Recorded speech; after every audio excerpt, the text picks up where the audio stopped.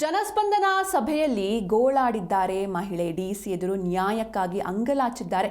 DC ಅಧಿಕಾರಿಗಳ ಎದುರು ಗಳಗಳನೆ ಅತ್ತಿದ್ದಾರೆ ಈ ಮಹಿಳೆ. ಚೆಸ್ಕಾಂ ಜೆಇ ಕುಮಾರ್ ಎಂಬಾತ ಕಿರುಕುಳ ಕೊಟ್ಟಿದ್ದಾನೆ. ಪೊಲೀಸರು ನ್ಯಾಯ ಕೊಡ್ತಾ ಇಲ್ಲ, ಕ್ರಮ ಕೈಗೊಂಡಿಲ್ಲ.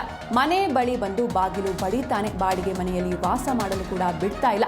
ಲೆಟರ್ ಬರೆದು ಮಾನಸಿಕ ಕಿರುಕುಳ ನೀಡ್ತಿದ್ದಾನೆ. 4 ವರ್ಷಗಳಿಂದ ನಿರಂತರವಾಗಿ ತೊಂದರೆ ಕೊಡ್ತಿದ್ದಾನೆ. ನನ್ನ ಮಗನಿಗೂ ಇದರಿಂದ ತೊಂದರೆಯಾಗಿದೆ. ಮಹಿಳೆಗೆ ನ್ಯಾಯ ಕೊಡಿಸುವಂತೆ ಸೂಚನೆಯನ್ನ ಡಿಸಿ ಕೂಡ ನೀಡಿದ್ರು. ಹಾಸನ ಡಿಸಿ ಕಚೇರಿಯಲ್ಲಿ ಈ ಒಂದು ಜನಸ್ಪಂದನ ಕಾರ್ಯಕ್ರಮ ನಡೆದಿತ್ತು. ಈ ಒಂದು ಜನಸ್ಪಂದನ ಕಾರ್ಯಕ್ರಮದಲ್ಲಿ ಮಹಿಳೆಯೊಬ್ಬರು ಗೋಳಾಡಿದ್ದಾರೆ. ಡಿಸಿ ಎದುರು ನ್ಯಾಯಕ್ಕಾಗಿ ಈ ಮಹಿಳೆ ಅಂಗಲಾಚಿದ್ದಾರೆ. ನೀವು ಕೂಡ ದೃಶ್ಯದಲ್ಲಿ ಗಮನಿಸ್ತಾ ಇರಬಹುದು. ಡಿಸಿ ಅಧಿಕಾರಿಗಳ ಎದುರು ಗಳಗಳನೆ ಅತ್ತಿದ್ದಾರೆ ಈ ಮಹಿಳೆ.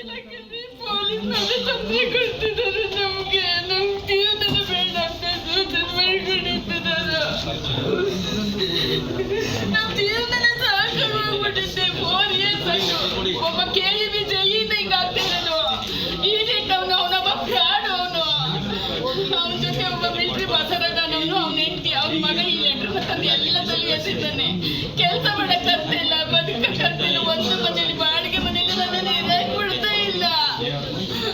ಎಲ್ಲ ಕೈಕಲ್ ಕಟ್ಟಿದ್ದೀನಿ. ಹಾಸನದಲ್ಲಿ ಒಂದು ಪೊಲೀಸ್ ಇಲಾಖೆ ಬಿಟ್ಟಿಲ್ಲ. ನಾನು ಎಷ್ಟು ತೊಂದರೆ ಆಗಿದೆ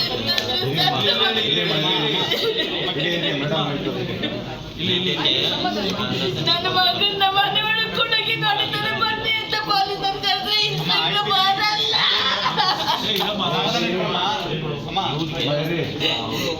ಎಲ್ಲ ನನ್ನ ಕೆಲಸ ಮಾಡಿಲ್ಲ.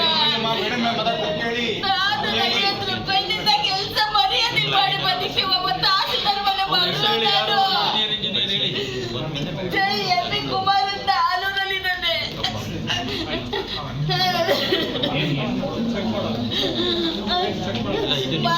ಫೋನ್ ಮನೆಗೆ ಬರ್ತಾರೆ, ರಾತ್ರಿ ಬರಲ್ಲ.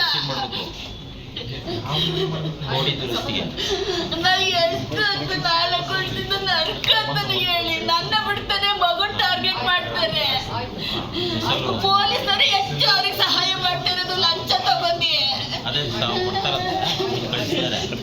ಮಗು ಸತ್ತು ಉಳ್ಕೊಂಡಿದೆ. ನನ್ನ ಮಗನ 3 ಸರಿ ಹಾಕಿದ್ದಾವೆ. ಒಂದು ಮನೇಲಿ ಇರಕ್ಕಾಗ್ತಿಲ್ಲ, ಒಂದು ಕೆಲಸ ಮಾಡಕ್ಕಾಗ್ತಿಲ್ಲ. ಪೊಲೀಸ್ ಇಲಾಖೆಯಲ್ಲಿ